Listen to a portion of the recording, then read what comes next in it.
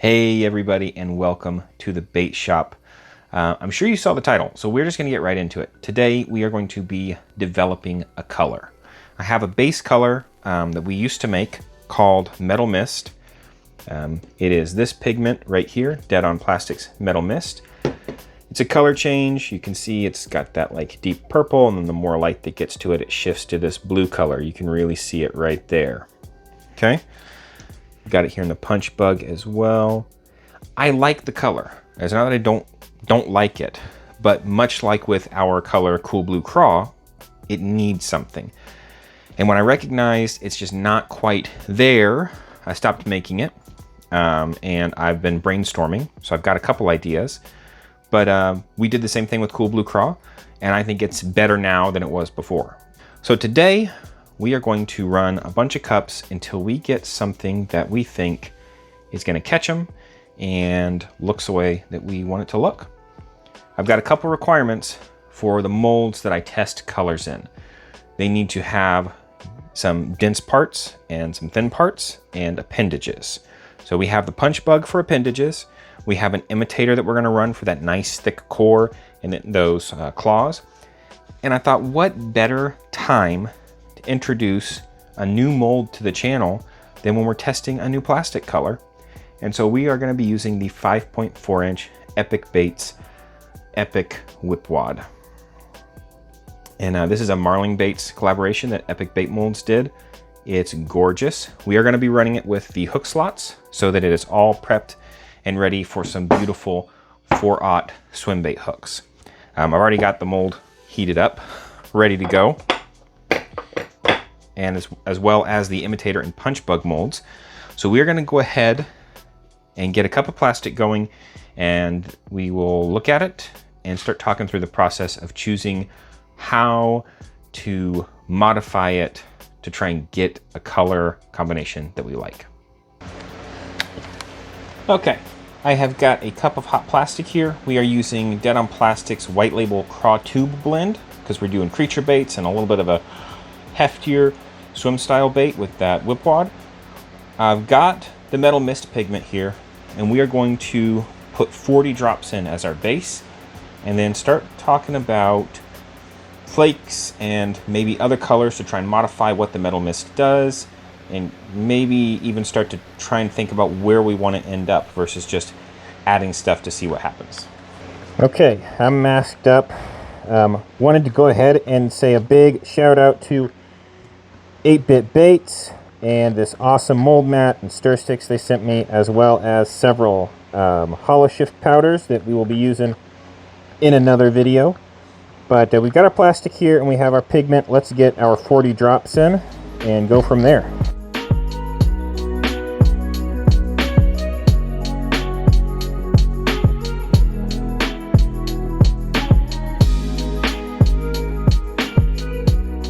All right, 20 drops. As you can see, it's that deep violet-y purple, and then it goes to that blue.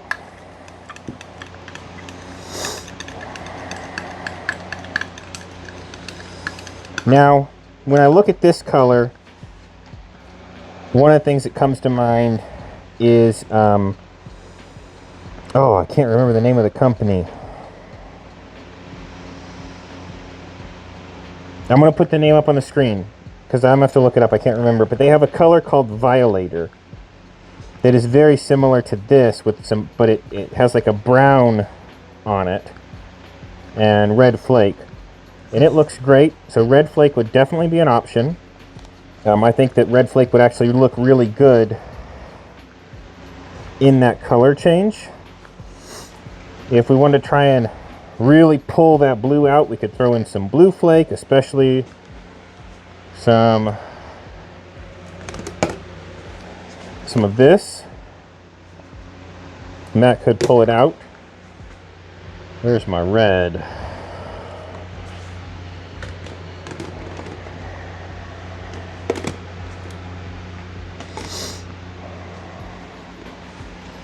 There's our red. That's an option. I think that using a black in it is definitely going to be a good idea, so I went ahead and grabbed We have that in 040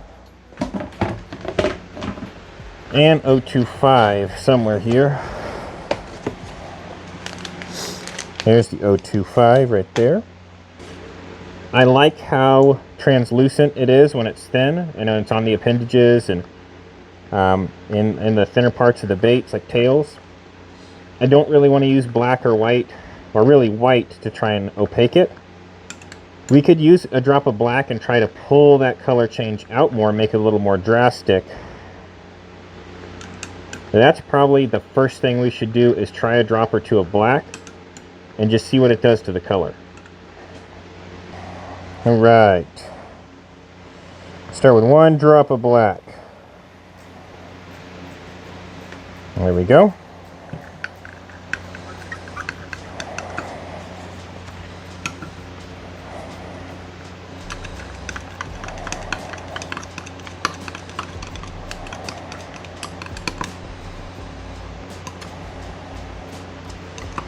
So from what I'm seeing, it just made that thinning to the blue a little more gray and a little less blue, and I don't really want that.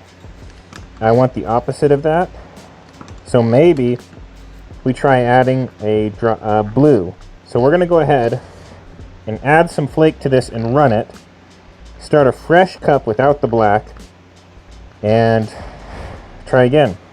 All right, lip wads here. It all came out on that side. See, very solid looking. Get it in the light. Let's get that out of there. This is one of the reasons my criteria for the bait is what it is that now we see how solid it is in the body, and then we can see the translucence in the tail. Get a look at that color shift there. I like it. It is not what we're aiming for. It just isn't. It's not bad, but it's not what I'm aiming for. So they're going to go in the water tank, and we're going to move on to our next cup. All right, here we go. We've got 40 drops.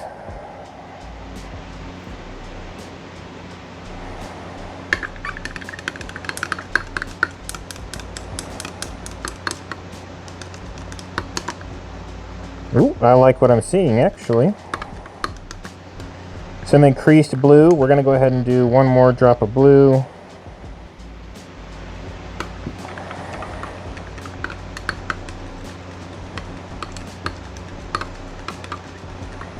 We're still getting that deep purplish, almost a like dusky plum color in the middle.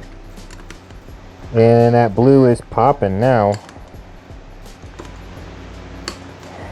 Okay, before we add more pigment, we're going to stop and consider flake.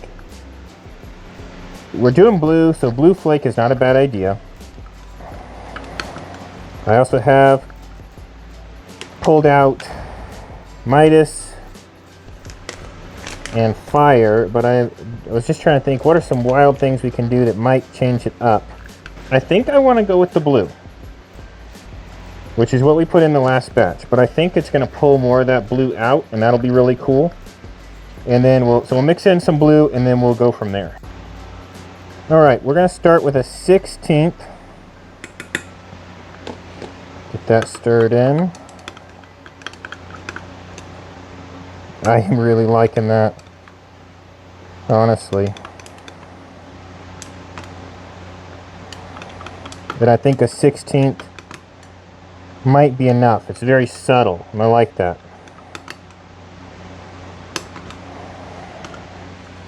And I do want to add some black just for a little bit more dimension. I say that a lot, I think. But I want to stay like this chunky look. So we are going to go in with a 1/16 of 040 Meteor as well. I think if I had it on hand, I would probably go in with like a really big square cut.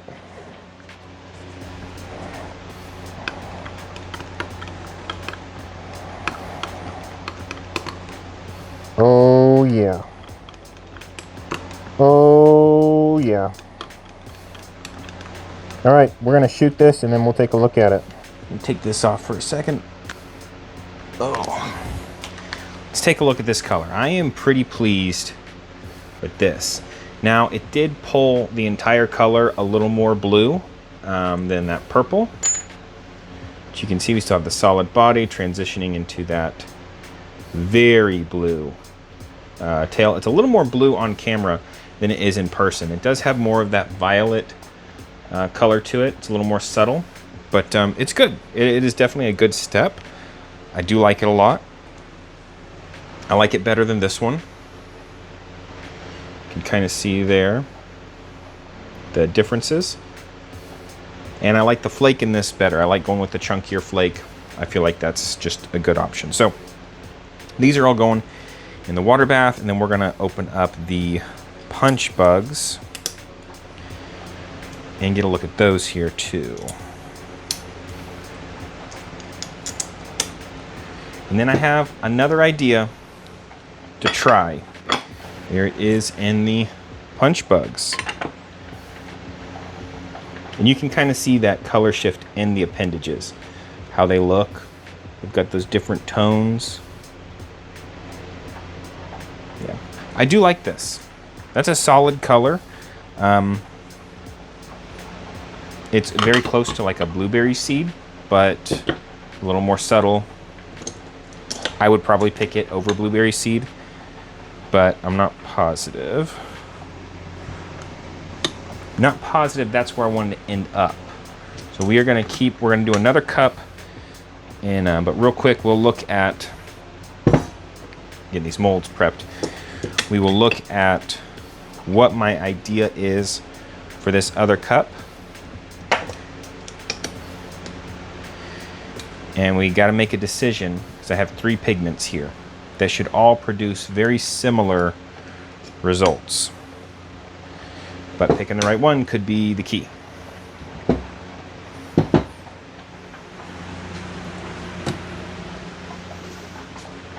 Pinks. Pinks, pinks, pinks. We have got Neo Magenta, Neo Pink, and then Dawn, which I've not used yet, but from the pictures seems to fall kind of in between these 2 colors. So very bright, but deep, if that makes sense. And I just wonder if instead of pulling those blues up, if we were to throw some pink in and try and pull some pink up, if we would have a really good purple to pink transition, which would be awesome. It'd be almost like a color shift Morning Dawn, which would be super cool. Flake-wise, I could throw some Barney Darko in there because it has all those colors in it. And that could also pull some of that in. That is 040.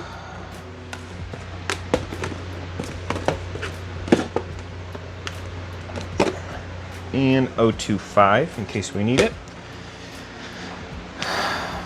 So I think we're gonna run another cup. We are gonna try, I think we're gonna try Dawn. If you guys can see, yeah, you'll be able to see. Well, just a second. I don't want to get pigment all over my hands and then all over everything else. I just dropped the, there, you can kind of see there. So it's a little bit brighter than the pink, but a little bit deeper than the magenta. So I do really like the look of it. We're gonna get this bottle shaken up. There's a pointer for dead-on plastics. I mean, for all colorants, but dead-on plastics, they have the little ball bearing in them. And so if you start shaking it and you don't hear it, which if they've been sitting for a while is very likely, shake it until you hear that, and then shake it for a little while longer. Shake it for at least 60 seconds, especially the color shifts, the pearlescence, because they have more stuff in them that just piles up down here. Get them shaken up real well, and you're gonna have good, solid colors. But let's get this plastic cooked and run this last cup and see if it is in fact our last cup. There it is, that's it without it. We're gonna just go slow, start with a drop.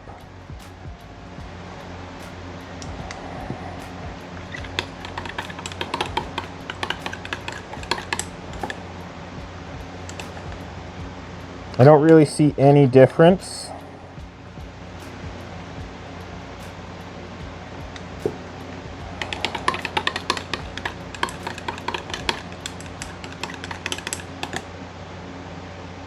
I'm seeing a little, when I hit this angle, I'm seeing more pink in it now.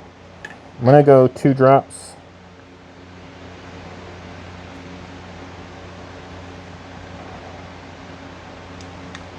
So we're at 4 now.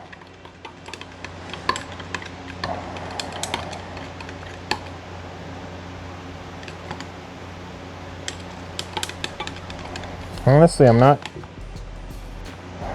There's a little bit of a pink shift, but not a ton.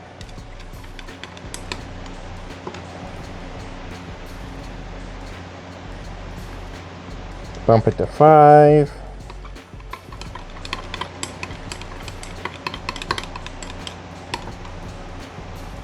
A little bit more.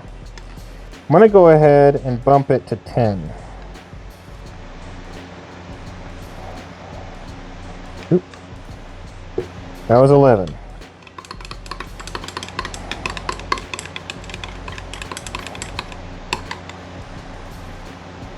I'm not quite getting the effect that I want out of that, honestly.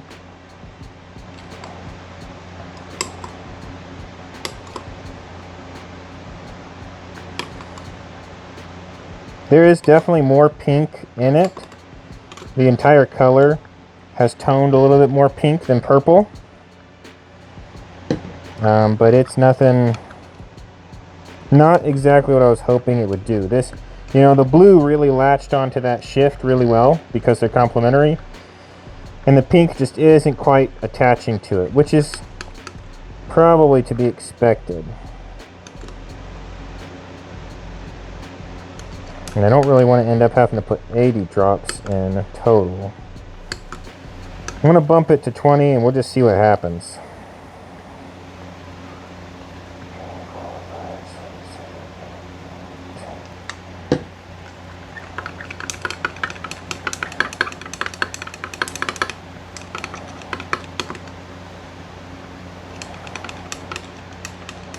Now this is definitely staying more in the purple tone than with the blue added.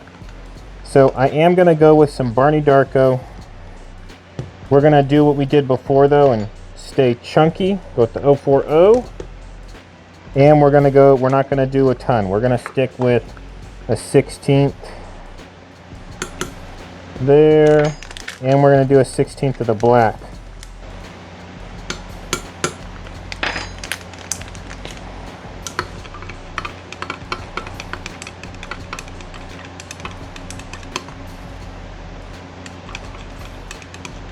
I actually do really like this. That shift is growing on me. And it's closer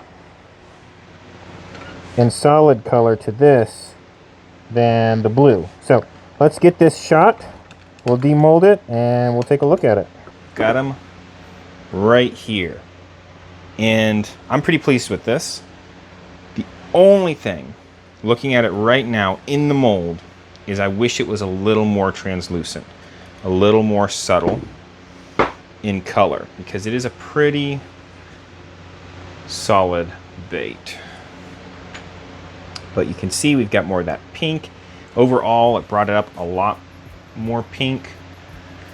You see that tail. We've also got it here in the punch bugs.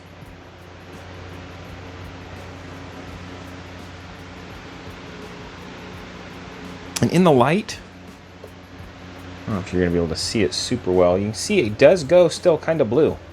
There's still some blue in that. I do like that. I kind of wonder if I messed around with drop count, if I could get the same kind of tones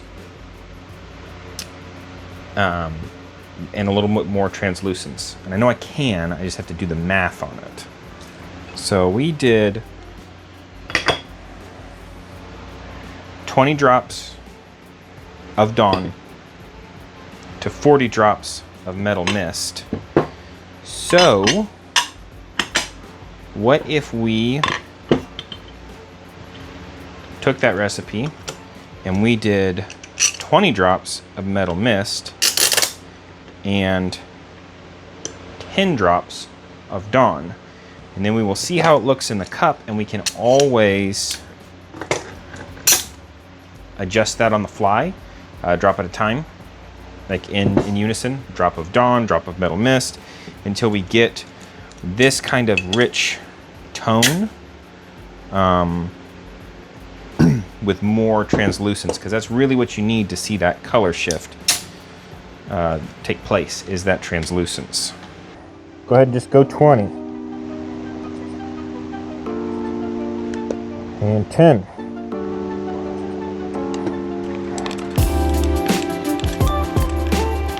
Okay. I do like that. We have the same tones. It is more translucent. Now here's where I'm faltering a little bit.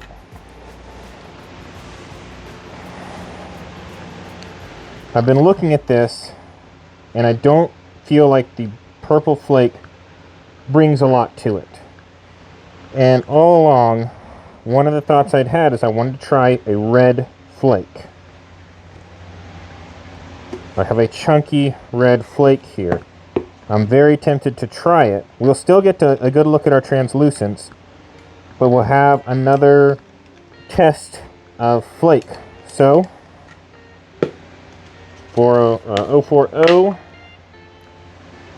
going in with a 16th. The thing is, I have another red.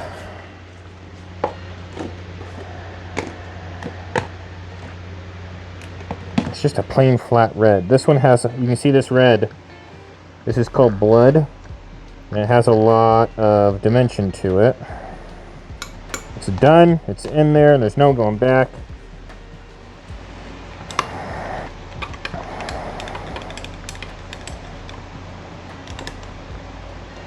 It looks good.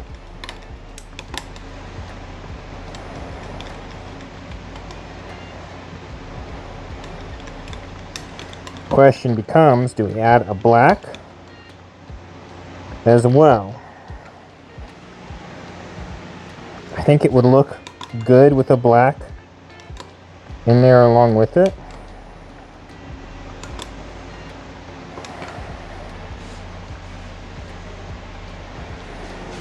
I'm looking at the other baits over here, trying to determine if I want to go with a chunky black or a small black. I think I want to go with a small black, so we are going to go in with a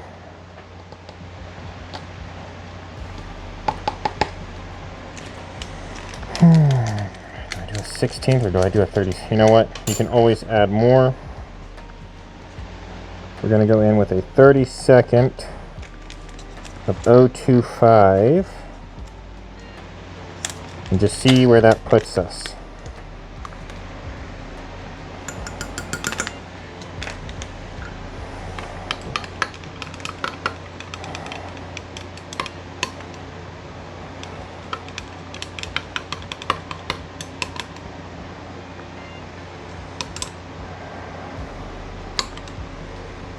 Okay, my brain is screaming to add another 32nd. Just bump us up to a 16th of 025.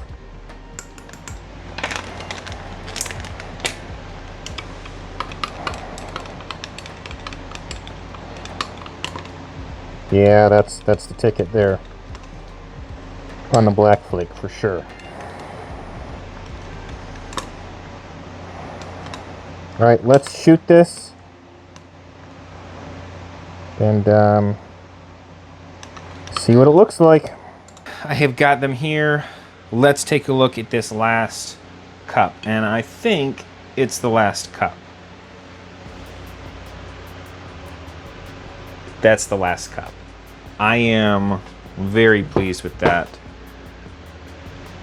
I could run another one with the purple flake, but I think that the red flake adds really good contrast. We've got translucence in the body, that shift in the tail, which is a little bit harder for you all to see, but when I hold it up, it still has a little bit of that blue shift that's inherent in the metal mist. Look at how the belly glows. That's what I was looking for. So very, very pleased with that. We got 2 more of those in the whip wads going in the water. And then we have got the imitators here